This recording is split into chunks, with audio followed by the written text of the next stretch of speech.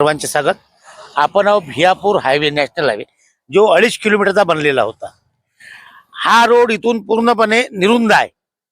30-40 metre हा road निरुंद असल्यामुळे इथं अपघात होण्याची फार शक्यता आहे. हा रोड इथल्या जागून निरुंद आहे असं वाटतं का तुम्हाला? हो वाटते ना. आहे आहे आहे निरुंद आहे. इथून त्या टर्निंग पासून ते त्या टर्निंग पर्यंत निरुंद आहे. थोडं याच जागेत रोड निरुंद का बनवण्यात आला? का बनवण्यात आला तर ते आमची जागा जात होती की नाही, तर त्याच्यामुळे आम्ही काही जागा द्यायला तयार नाही झालो. का मोजणी झाली, त्याची मोजणी झाल्यावरही त्याचं काही हे आलं नाही. त्याच्यामुळे त्यांनी मग त्या ज्या स्पॉटवरून करायचं आहे त्या स्पॉटवरून केला रोड. माझी आमदार म्हटलं होतं का बा आम्ही दुकानदारांना बोललेलो आहो आणि काही दिवसात हा रोड मोठा होऊन जातील, पण अजूनपर्यंत रोड मोठा झाला नाही. हो, तो आले होते राजू साहेब पारवे आले होते आणि त्यांनी आम्हाला समजून सांगितलं होतं. आम्ही तयार झालो होतो. मग त्याच्यानंतर त्याचं काय झालं का नाही माहित नाही. म्हणजे त्यांनी जे आश्वासन दिले होते ते आश्वासन फोल ठरले का? फोल नाही म्हणता येणार, पण ते म्हणजे आमच्याकडे ते येतपर्यंत आलेच नाही. मग नंतर म्हणजे एक वेळा आल्यावर तुमच्याकडे आलीच नाही, म्हणजे त्यांना हा रोड मोठा करण्याची इच्छा, मानसिकता होती नाही.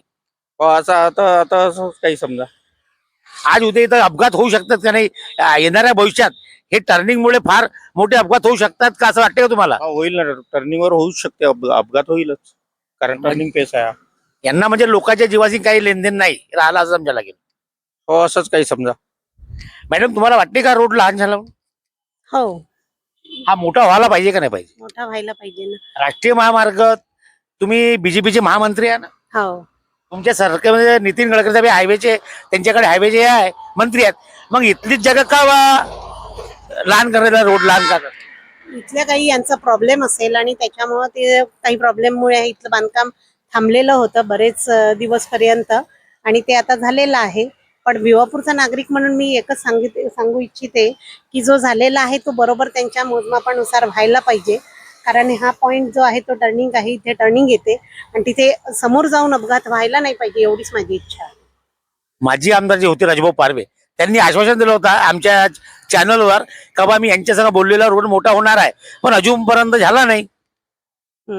तर होईल, ते पण होईल आणि झालं पाहिजे, एवढीच मी आशा व्यक्त करते. पण यांच्या लोकांचं म्हणणं असं आहे की राजू पारवे आमच्याकडे डबल आलेच नाही. नाही, मी तसं काही सांगू शकत नाही. धन्यवाद. सर, 2 महिन्या पहिले तुम्ही आमच्या चॅनलवर बोलले होते का बा हा रोड टेढा आहे, हा सीधा होणार, आणि माझी आमदारांना पण आश्वासन दिलं, पण हे अजूनपर्यंत झालं काय बोला तुम्ही? ते इंजिनियर वगैरे आले होते, त्यांनी सर्व पाहिलं होतं. त्यांनी म्हटलं की ठीक आहे, आम्ही बरोबर करून टाकतो इथून, पण धंदा नाही झालं तर त्याला आपण लोक काय करणार. पण माझी आमदारांनी म्हटलं होतं आमच्या चॅनलवर का हा रोड सीधा बनणार बा, पण मग माझी आमदाराला विचारला पाहिजे ना, तुम्ही त्या ऑफिसरला विचारला पाहिजे, जो रोड कॉन्ट्रॅक्टर आहे त्याला धरायला पाहिजे होते ना. आम्ही काही करू शकत नाही, आम्ही तुम्ही एक तर नागरिक आहे होता, आम्ही फक्त बोलू याच्यावर काय शकतो. द्याल का बा इथं भविष्यात अपघात होतील का नाही होतील? होतील ना, अपघात होतील ना. अपघात होतच आहे आता, अपघात आहे त्यामुळे काय नाही होणार. म्हणजे हा मनमानी कारभार आहे असं वाटते तुम्हाला? हा, ते तर आहेच. आम्ही जे म्हणू तसा रोड बनणार, आणि रोड पण अरुंद नरुंद बनवलेला आहे. हा रोड लांबी 30 मीटर 40 मीटरचा होता, हा कमी केलेला आहे. कमी केलेला आहे, टर्निंग आलेला आहे. भविष्यात इथे ऍक्सिडेंट होऊ शकतो. अरे त्याच्या सांगायला त्याचं घर वगैरे आलं, त्याच्यामुळे रोड कमी केला. म्हणजे आमदार घर आला म्हणून त्यांनी रोड कमी केला. हा, असंच आहे. ते पहा तिथं आहे ना, तिथं मेजरमेंट घ्या ना, आहे ना. हे त्यांनी फक्त आपला फायदा पाहिला, जनतेचा त्यांना काही विचार करत नाही. ते त्याचा काय विचार करणार आहे, आपला स्वार्थ पाहत. धन्यवाद, तुम्ही या चॅनलला मुलाखत दिल्याबद्दल. आपले स्वागत. अविनाशजी चिमुरकर हे ज्येष्ठ नेते आहेत. तर आपल्या शहरात 2.5 किलोमीटरच्या 30 मीटरचा रोड होता, काही जागी 29 मीटर बनला, कुठं 28 मीटर, आणि डॉक्टर काकडेच्या जे फार्मसीतून काही अंतर 4 फूटचा रस्ता कमी झाला. याच्यावर काय बोलाल तुम्ही? आपल्या इथे जो 2.5 किलोमीटरचा रस्ता सिमेंट काँक्रीटचा दुरस्ता म्हणून केला गेला आहे भियापूर शहरातून जाणारा, या रस्त्याचं ॲक्च्युली 30 मीटरचं होतं, दोन्ही बाजूला नाही का 30 मीटरचा रस्ता होता. परंतु पुष्कळ ठिकाणी अडचणी आल्या, त्या अडचणीला मात करून रस्ता बनवायचा होता. तो रस्ता असा बनवता जिथे वैयक्तिक स्वतःच्या लँड कोणाच्या येणार होत्या ते ऑक्युपाय करून शासन घेणार होतं, परंतु ते शासनाने घेतल्या नाही आणि त्याच्यावरती शासनाने कुठलाही तोडगा काढला नाही. परंतु काही मध्यस्थी लोकांनी मोठेपणा दाखवण्याच्या नादात रस्ता अरुंद केला, परंतु त्याच्यात तोडगा काढला नाही, फक्त दाखवण्याचा फ्लॅश मारण्याचं काम केलं. जसं आपण जर विषय जर घेतला तर काकडेच्या दवाखान्याच्या समोर टर्निंग पॉइंट आहे. चंद्रपूरकडून येताना एक मोठी टर्निंग आहे. त्या टर्निंगवरून गाडी कटताना पुष्कळदा गाडी डाव्या बाजूला घासल्या जाण्याचा खूप प्रकार होऊ शकतो. तिथे ऍक्सिडेंट पॉइंट तयार निर्माण केला यांनी, रोडवाल्यांनी स्वतःहून ऍक्सिडेंट पॉइंट निर्माण केलेला आहे. त्या ऍक्सिडेंट पॉइंटमुळे तिथे वारंवार ऍक्सिडेंट होत असतात. तो आपल्याला त्यांना जो काही मोबदला द्यायचा होता, त्यांची वैयक्तिक जागा होती, त्यांना शासनाने जो मोबदला द्यायचा होता तो जागा घेऊन मोबदला दिला पाहिजे होता.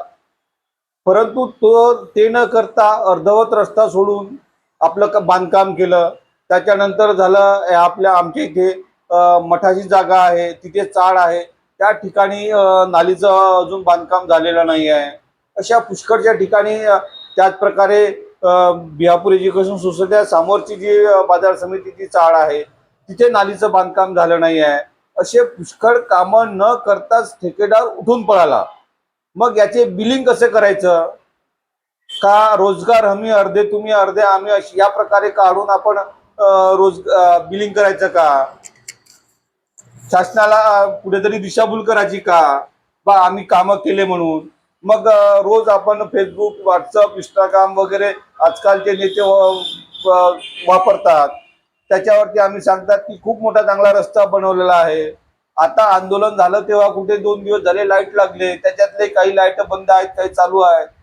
त्याच्यात लाईट मी काय म्हटलं, जो हा रस्ता जो बनवला राष्ट्रीय महामार्ग आहे आणि याचे मंत्री आहेत नितीनजी गडकरी, रस्ते वाहतूक आणि राष्ट्रीय महामार्ग अशा पद्धतीने बनवले, ही योग्य वाटते का तुम्हाला? राष्ट्रीय ऍक्च्युली जनतेला बिहापूर तालुक्यातील आणि बिहापूर शहरातील जनतेला वाटतच नाही की हा राष्ट्रीय महामार्ग 353D आहे. तो सर्वसामान्यच मार्ग वाटतो. कारण अजूनही राष्ट्रीय महामार्ग म्हणजे एका राज्यातून दुसऱ्या राज्याला जोडणारा मार्ग म्हणजे राष्ट्रीय महामार्ग. परंतु हा मार्ग कुठे जोडलेला आहे का नुसतंच दाखवायचं म्हणून आम्ही राष्ट्रीय महामार्ग घोषित करून टाकला? सांगा ना. महाराष्ट्रातून जाताना हा गडचिरोलीपर्यंत गेला, गडचिरोली नंतर तिकडे कुठे गेला?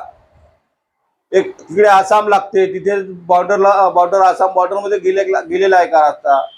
हा काहीतरी शासन दिशाभूल करतोय. सरळ सरळ या खात्याचे मंत्री दिशाभूल करतात. क्वालिटी मेंटेन नाही आहे. आतापासून पहिलाच पावसाळा चालू झाला तर पुष्कळ ठिकाणी गड्डे पडत आहेत अशी वाटत आहेत. म्हणजे काय आहे, म्हणजे ऍक्च्युली तुम्हाला काम करायचं, विकासाचे काम करायचं आहे की नाही करायचं आहे?